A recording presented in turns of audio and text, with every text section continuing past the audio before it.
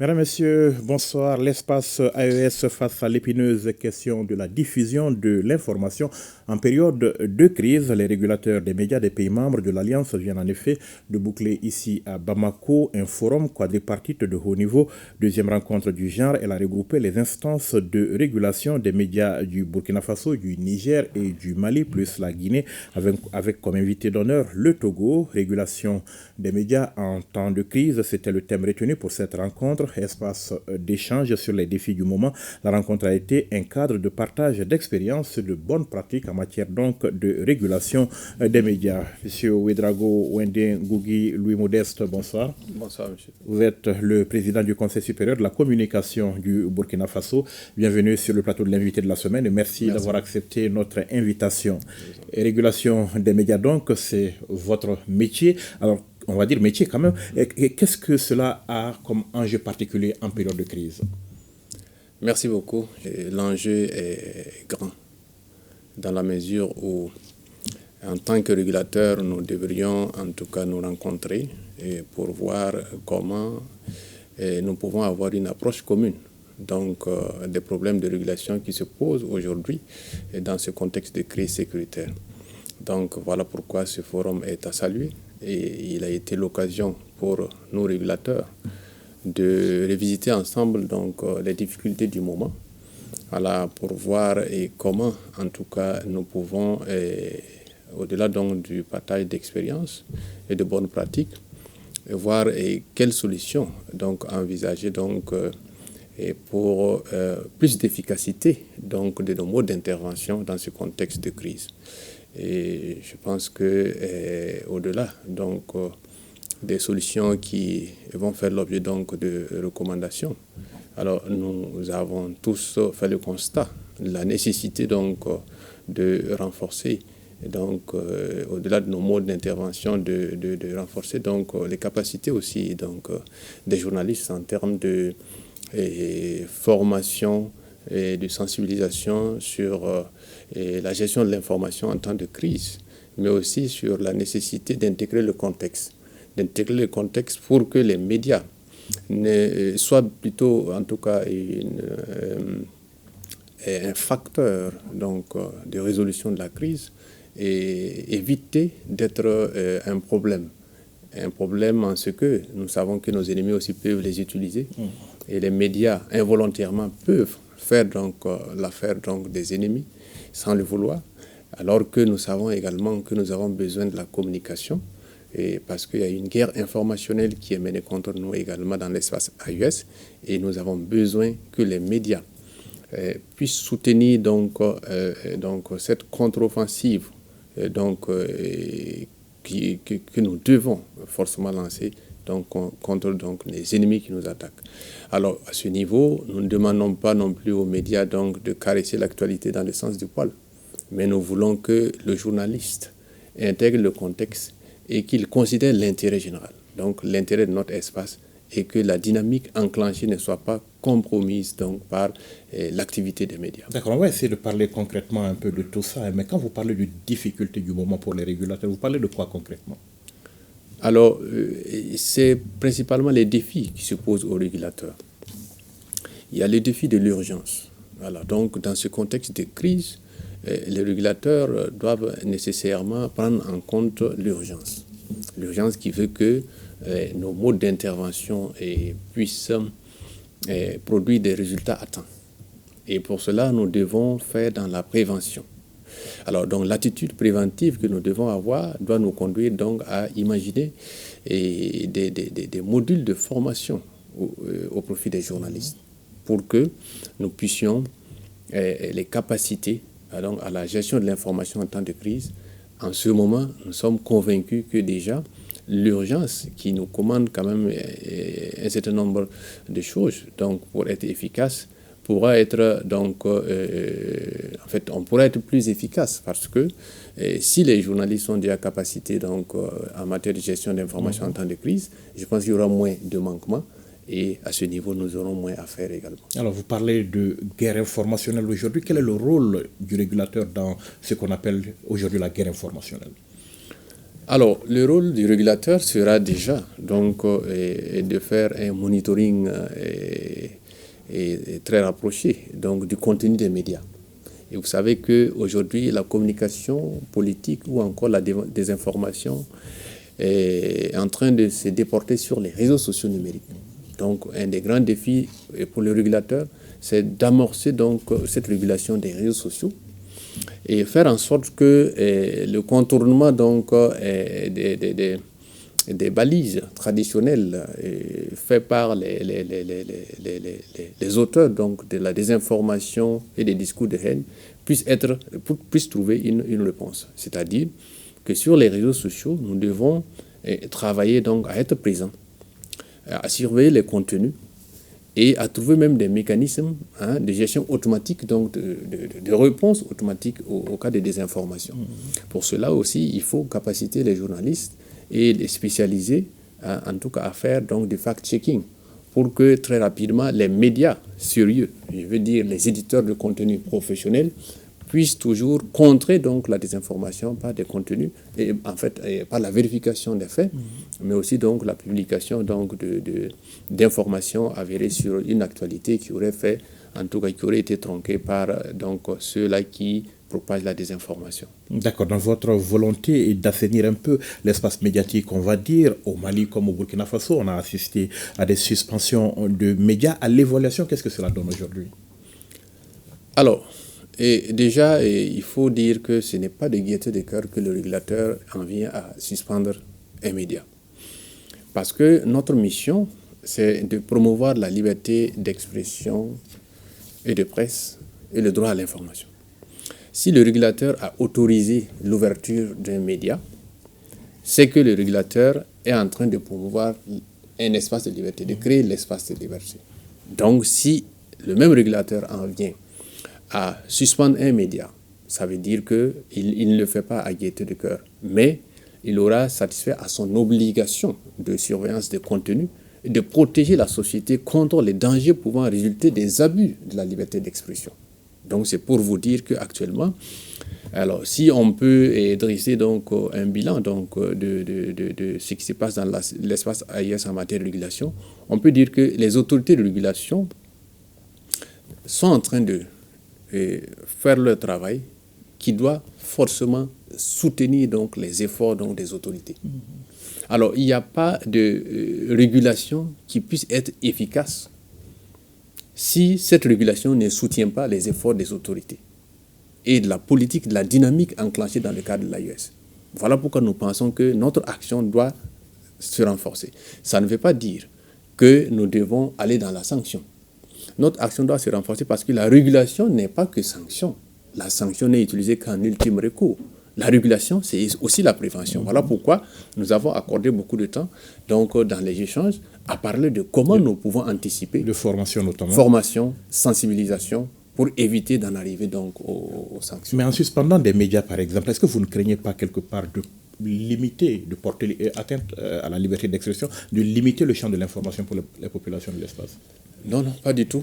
Parce que déjà, notre chance, c'est qu'ils ne sont pas beaucoup à être dans la situation. Ce qui fait que nous ne craignons pas que, en tout cas, des espaces de liberté se ferment, puisque nous savons qu'il y en a beaucoup qui sont professionnels et qui donnent l'information, qui assurent le droit à l'information des populations. Par contre, nous pensons que c'est une bonne attitude que nous avons là, parce que ça dissuade tous ceux qui voudraient passer donc par des médias qui souvent ne sont que des caisses de résonance, parce que nous pensons que ce n'est pas forcément que les médias, en tout cas, veuillent aller donc au manquement. Souvent, c'est certains invités ou encore de façon indirecte qu'on utilise les médias pour parvenir donc à ces fins. Et nous pensons que le fait donc de sanctionner comme ça va dissuader donc les médias, les amener donc à être plus vigilants, à ne plus se faire utiliser, mais également donner un message donc à tous ceux-là qui pensent qu'ils peuvent aller sur un plateau et puis en tout cas parler pour servir une cause étrangère ou encore défendre des intérêts égoïstes au détriment de l'intérêt général, qu'il y aura toujours une réponse. Alors venons-en à cette affaire beaucoup plus récente. Ces derniers jours, vous avez interpellé et même averti un journal burkinabé par rapport au traitement de l'actualité, au traitement que ce journal a donc fait de l'actualité au Mali, affaire consécutive elle-même à celle de Joliba TV ici au Mali, pour le traitement de l'actualité encore une fois au Burkina Faso. Donc on parlait de retour d'ascenseur. Est-ce une façon d'avoir des compétences, d'avoir quelque part la mainmise sur les médias en dehors de vos frontières respectives? Alors déjà, je tiens à préciser que pour cette affaire, il n'y a pas eu de décision du Conseil supérieur de la communication pour le moment. Il y a eu une procédure qui a été enclenchée, il y a eu une audition. Donc il n'y a pas eu d'avertissement? Non. D'accord. La procédure est en cours. Okay. Voilà pourquoi je ne peux même pas présager donc de la suite. D'accord. Je dis tout simplement que il y a eu une autosaisine du collège qui, en tout cas, a procédé à l'audition donc du journal. Et la suite, vous la saurez. Voilà. Donc c'est pour vous dire que tout ce que les gens ont pu raconter sur cette affaire, moi je pense que c'est très grave déjà de présager donc de la suite ou encore de vouloir influencer la décision du collège. Mais ce que je pense et cela non, il s'agit donc de notre mission normale, puisque la HAC ne nous a pas saisis. Voilà, aucune autorité nous a saisis à ce sujet. C'est nous qui nous sommes autosaisis de la question et nous ne faisons que notre travail de régulateur, c'est-à-dire protéger la société contre tous les dangers pouvant résulter de l'activité des médias. Et là, si aussi il y a des médias qui, dans leurs publications, en tout cas, violent donc les règles éthiques et déontologiques, nous devons le faire. Et ici, ce n'est pas parce que ça concerne l'actualité du Mali que nous sommes intervenus. C'est parce qu'il y a un manquement à l'éthique et à la déontologie professionnelle que nous sommes intervenus. Maintenant, les gens peuvent en tout cas faire le lien entre donc, les deux affaires, mais moi je dirais qu'il n'y a pas de lien parce que dans la mesure où la HAC ne nous a pas saisi donc, de cette affaire, nous sommes auto-saisis. Et pour l'affaire Joliba TV, alors je vous fais également remarquer que la HAC avait déjà enclenché une procédure, mais nous n'en étions pas informés. Donc moi j'ai saisi la HAC au nom du collège des conseillers d'une plainte. Voilà, et il se trouve que la HAC avait déjà enclenché une procédure à ce sujet. Donc, il n'y a pas de lien. Voilà. Mais c'est tout à fait normal que dans le cadre de l'AIS, si nous avons en tout cas l'AIS des États, l'AIS des peuples, qui est l'AIS des régulateurs, et pour voir ensemble comment avoir une approche commune de nos problèmes et pour soutenir la dynamique enclenchée qui, je le rappelle, est pour que nos États puissent aller donc à la conquête de notre pleine et entière souveraineté et pour qu'on puisse envisager le développement de nos pays. Alors vous nous dites quelque part, vous avez une mission aussi de promotion de la liberté d'expression. Il se trouve que sur ces questions, vous n'êtes pas forcément sur la même longueur d'onde que les défenseurs de la liberté d'expression. Il y a un hic quelque part, non? Non, pas du tout. Parce que vous savez que chacun a son rôle et chacun est dans son rôle. Ceux qui défendent la liberté d'expression, ils le font par devoir, c'est leur mission de défendre la liberté d'expression. Alors, je n'irai pas jusqu'à critiquer leur position. Je dis simplement, ils le font, c'est leur devoir. Mais qu'ils acceptent également que le régulateur également fasse son devoir.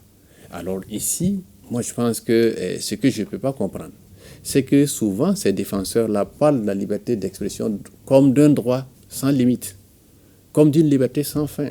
Alors que même les textes internationaux qui ont inspiré nos législations nationales ont prévu des limites à la liberté d'expression.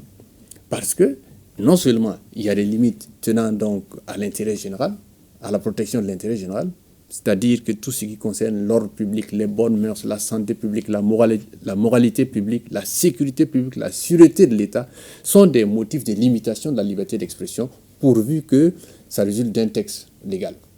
Alors, ici, c'est si le régulateur intervient en dehors des textes qu'on peut lui reprocher d'avoir, en tout cas, attenté à la liberté d'expression.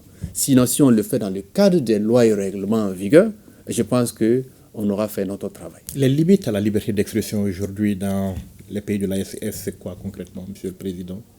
Alors, et je dirais que ce n'est pas si différent des limites à la liberté d'expression exprimées donc plus tard, plus tôt, parce que quand vous regardez avant la Confédération, chaque législation avait déjà prévu des limites. Alors donc, c'est comme je l'ai dit, il y a les limites tenant à la protection de l'intérêt général et il y a les limites tenant à la protection des intérêts privés, comme la présomption d'innocence. Donc, c'est une limite à la liberté d'expression.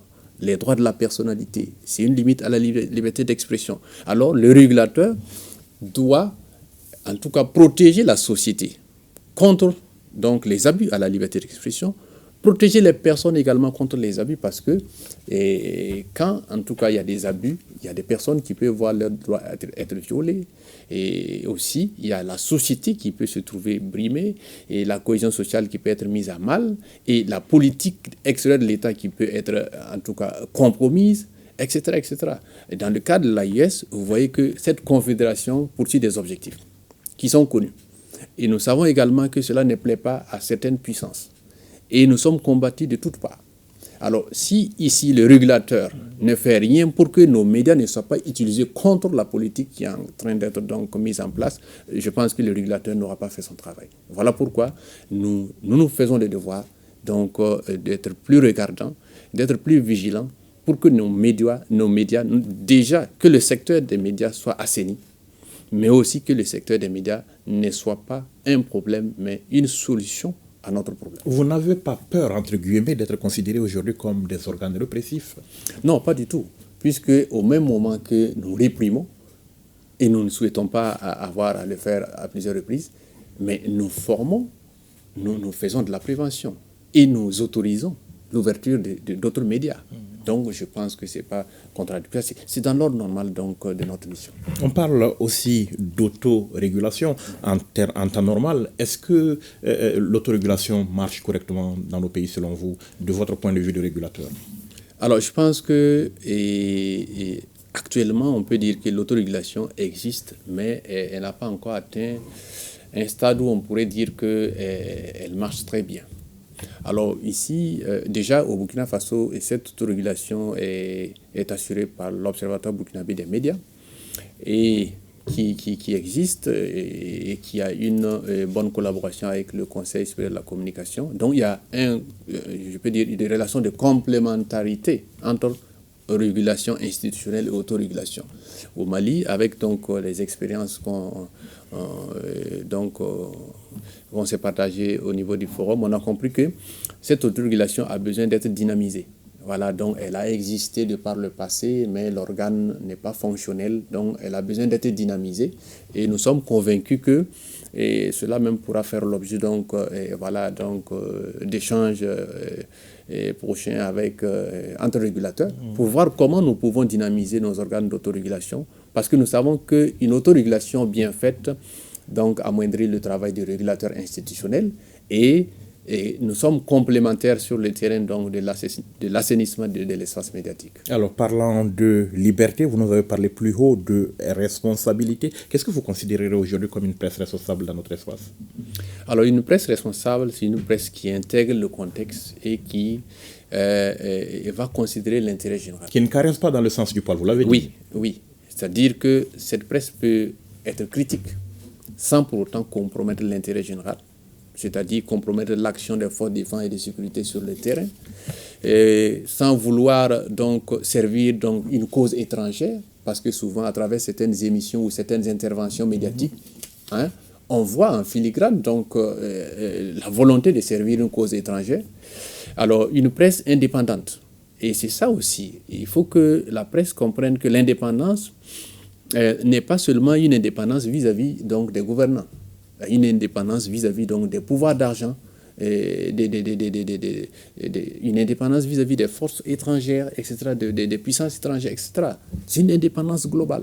Mais je ne comprends pas pourquoi certains pensent que l'indépendance doit également se faire vis-à-vis donc, des gouvernants. On doit toujours critiquer les gouvernants, on doit toujours minimiser les succès des gouvernants. Alors, en ce moment, on est en train de desservir son pays. Alors que si la presse est donc au service de l'intérêt général, au service des populations, alors je pense que l'objectivité doit primer donc sur les intérêts égoïstes. D'accord. Parlons concrètement de désinformation. On en a déjà parlé, mais on va peut-être en parler plus concrètement. On sait qu'elle est très présente dans l'espace, comme vous l'avez dit. Oui. Quelles en sont les conséquences sur notre quotidien, la vie des populations de l'espace AES, et comment est-ce que vous faites face à cela concrètement aujourd'hui? Alors, le phénomène de désinformation est vraiment un phénomène c'est un fléau pour nos États. Parce que non seulement cette désinformation, il faut le dire, c'est le fait donc d'individus mal intentionnés ou encore de puissances mal intentionnées et qui utilisent donc cette méthode pour faire donc la mauvaise politique donc dans nos États. Alors, quand vous regardez les conséquences de la désinformation et qui sont de plusieurs manières et qui se font de plusieurs manières, c'est quoi? C'est déjà le fait d'attenter donc à la cohésion sociale. C'est-à-dire qu'il y a une forme de désinformation qui crée des conflits et donc entre communautés. C'est-à-dire, on invente une information, on dit que telle communauté donc a agi dans ce sens, ou encore telle communauté donc a attaqué, etc. Donc, c'est fait à dessein pour qu'il y ait un déchirement de nos sociétés. Donc, il y a aussi cette forme de désinformation qui attribue certaines actions aux forces de défense et de sécurité. Dans ce contexte de crise sécuritaire, voilà, il y a la diabolisation donc de nos forces de défense et de sécurité en donc leur prêtant donc des actions de violation des droits de l'homme, etc., etc. Donc, au-delà du fait que souvent certaines assertions manquent d'objectivité, il y a carrément de la désinformation autour donc de certaines publications qui visent donc à discréditer nos forces armées nationales. Donc ça aussi, il faut qu'on fasse très attention parce que quand ils le font, c'est pour un but précis. C'est-à-dire jeter le discrédit sur nos autorités, jeter le discrédit sur les forces armées nationales, créer peut-être en tout cas une révolte, donc, etc., etc. Donc ça aussi, il y a ce type de désinformation qui est vraiment très nocif pour donc, nos sociétés. Alors, il y a aussi la désinformation et qui peut porter également sur, en tout cas, la malinformation ou la mésinformation et qui peut viser aussi des individus. Voilà, c'est pour ternir donc l'image de quelqu'un, soit avec des visées politiques ou encore quand on va donc à l'échelle donc des États, il y a carrément des États, des puissances étrangères qui peuvent distiller de la désinformation, surtout sur les réseaux sociaux, donc pour servir donc leur cause, alors pour défendre leurs intérêts. Alors tout cela, en tout cas, est assez nuisible pour nos sociétés. Voilà pourquoi nous devons redoubler de vigilance. D'accord, mais tout cela n'est pas forcément une question de formation en ce moment. Quels moyens est-ce que vous comptez utiliser pour lutter contre cela? Parce que si j'ai bien bonne mémoire, vous nous avez parlé essentiellement de formation. Oui, mais pas que la formation, parce qu'il faut donner une réponse. Au-delà de la formation, il faut également aller donc imaginer des solutions pour contrer la désinformation. C'est-à-dire, au-delà donc d'un journaliste bien formé, il faut l'outiller pour qu'il puisse aussi agir dans ce sens. C'est-à-dire, les journalistes qui doivent servir donc l'intérêt général doivent pouvoir répondre à la désinformation en publiant donc, par exemple, sur une même actualité, en publiant donc des informations qui s'avèrent justes ou encore équilibrées, etc. Alors, il y a également des initiatives comme ça qui peuvent venir donc aider donc à lutter contre la désinformation. Il y a également la répression donc des cas de désinformation avérés. Donc, le régulateur, donc si c'est avéré que vous êtes journaliste ou un média fait dans la désinformation, alors où se fait le relais donc des laboratoires donc de désinformation. Ici aussi, nous devons agir donc pour le réprimer. Il y a également, en tout cas pour ce qui concerne donc l'arsenal juridique, l'arsenal répressif, on peut aussi travailler à davantage affiner donc et préciser la réglementation ou en tout cas les dispositions répressives sur la désinformation. Il y a également d'autres formes de politique qu'on peut mettre en place, donc qui soient efficaces donc pour lutter contre la désinformation. Déjà sensibiliser les populations, avoir du discernement, le recul nécessaire face à une information qui s'avérait être de la désinformation. Si les populations consomment la désinformation, mais elle est elles sont déjà préparées donc à faire le discernement. Ça veut dire qu'une désinformation sera vite démasquée et elle va mourir de sa belle mort. Donc, il y a tous ces aspects qu'il faut prendre en compte et ça ne dépend pas que des régulateurs. Alors, et les réseaux sociaux qui, vous l'avez dit, n'ont pas toujours forcément joué le bon rôle dans tout cela. Les réseaux sociaux avec les textes qui n'ont pas forcément suivi au même rythme dans nos pays membres de l'AES. La régulation de toutes ces plateformes numériques aujourd'hui, c'est un défi pour vous, régulateurs? Oui. Comment est-ce que vous comptez vous y prendre? Alors, c'est un grand défi, la régulation des plateformes numériques. Déjà, nous devons voir ensemble comment renforcer la législation ou même adapter la législation existante donc, au contexte donc,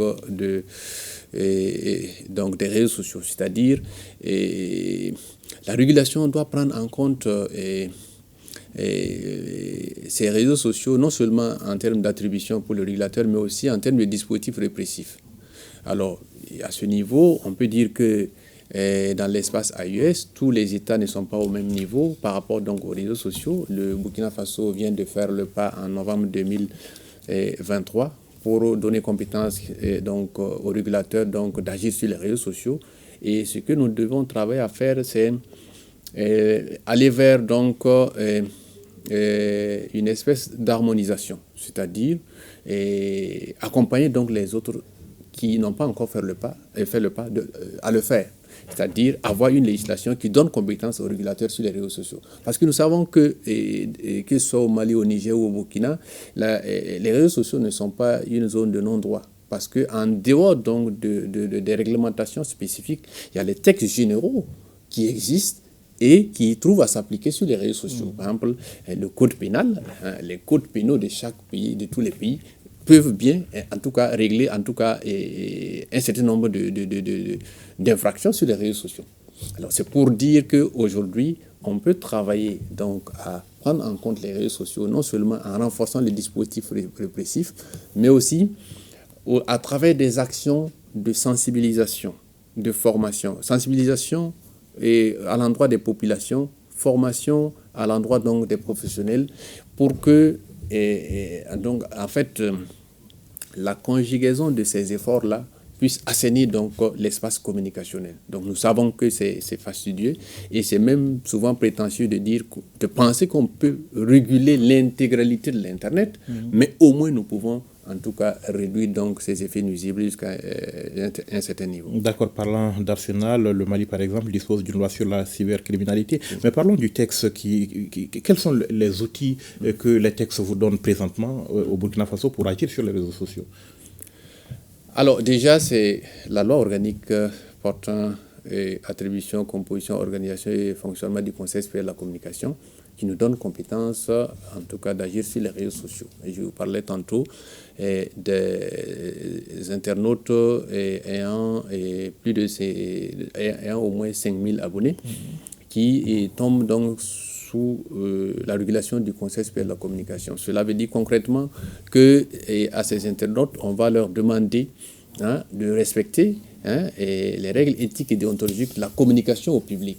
Ça veut dire que avec ce seuil, et tous ceux-là qui, en tout cas, vont faire des publications doivent s'appliquer donc les règles éthiques et déontologiques de la communication, et faute de quoi, donc, s'il y a des manquements, le CSC peut intervenir. Il y a également le fait que le CSC, à travers cette loi organique, a désormais des compétences pour interpeller les plateformes. Non seulement pour demander donc la suspension de l'accès à des sites diffusant des informations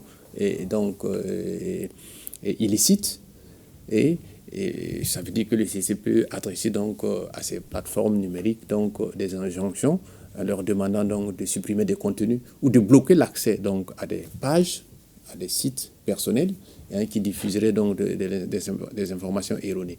Donc voici déjà avec ce dispositif, je dirais léger, mais qui permet au CSC déjà donc de mettre le pied sur la toile, c'est-à-dire de pouvoir amorcer une régulation des réseaux sociaux au Burkina Faso. D'accord, pour revenir à cette rencontre à laquelle vous avez préparé ici à Bamako, avec quelle impression, sentiment vous repartez? Alors, je repars très satisfait Très satisfait parce que nous avons pu échanger sur nos difficultés communes, mais aussi sur les bonnes pratiques qui existent déjà dans chacun des pays.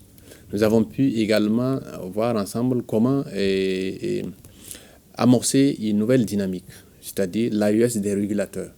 Ça veut dire que cette rencontre va également, en tout cas, aura donc à être reproduite donc les années à venir, et ça sera une rencontre qui va permettre aux régulateurs donc de discuter des problèmes communs et d'envisager des solutions. Et déjà nous sommes contents parce que nous avons beaucoup appris donc des autres pays, et nous avons aussi donné l'expérience du Burkina Faso, et qui a en tout cas été bien appréciée donc par nos homologues régulateurs, et nous avons en tout cas prévu donc un schéma directeur qui va nous conduire donc à pouvoir non seulement interagir donc dans le sens de pouvoir trouver des solutions à nos problèmes communs, et parce que nous avons aujourd'hui, nous nous sommes rendus compte que nous avons une approche commune donc des défis qui nous attendent, mais aussi nous allons envisager ensemble des solutions communes pour que l'action des régulateurs de l'AES puisse soutenir la dynamique actuelle enclenchée par les plus hautes autorités. Merci M. Ouédraogo d'avoir répondu à nos questions. C'est moi qui vous remercie. Merci beaucoup. Merci beaucoup. Merci, mesdames, messieurs, de nous avoir suivis. Rendez-vous la semaine prochaine pour un autre numéro de l'invité. Bonne suite de programme sur l'ORTM.